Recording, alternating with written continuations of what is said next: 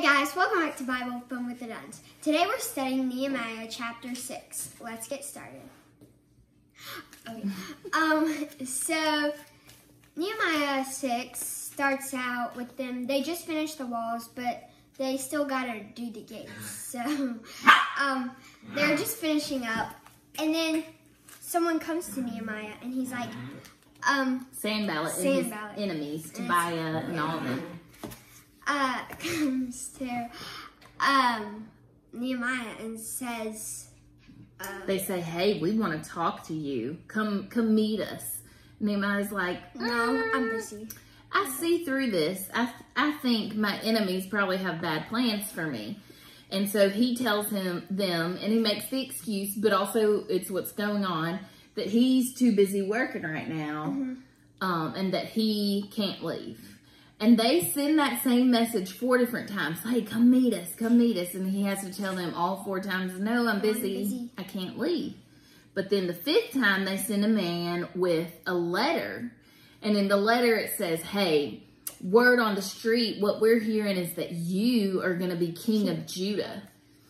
You're going to be king of Judah. And that you are building your wall to protect you and your people from the rest of the place so you can take over.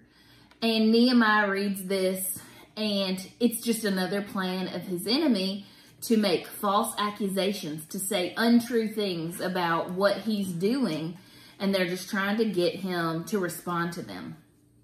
So his enemies continue to try to get him.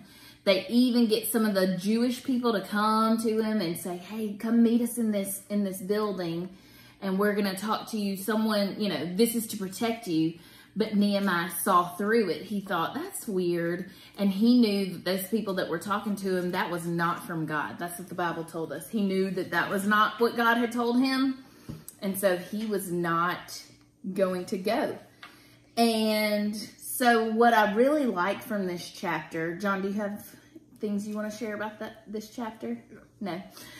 What I really like about this chapter is that this is so real life. I mean, maybe we're not building walls and gates, but we are all called to do something. We are all called by God to do something. And the enemy, Satan, the enemy, will put all kinds of things in our path to keep us from being obedient to what God has told us to do. He may tell us to, go off by ourselves. He may try to isolate us and get us all alone so he can plant doubt and lies in our mind. He may use people around us to lie to us and to keep us off of God's course and God's plan. And so what I love about this chapter is that Nehemiah teaches us how to fight against spiritual warfare. He's only listening to God. And then he's only listening to the people who have the same message that God has told him.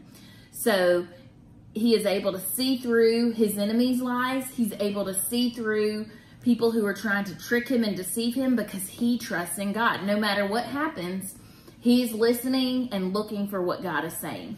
And that's how we are to be living and to be obedient to what God calls us to. We listen to what God says. Sometimes things may get in the way. Sometimes we may have enemies come up against us, but we continue to turn to God and to seek him and trust him to tell us what to do. And we are to be faithful, to be obedient to what he tells us. This is a great chapter. And I love Nehemiah's example in this chapter. We will see you guys tomorrow. Bye. Bye.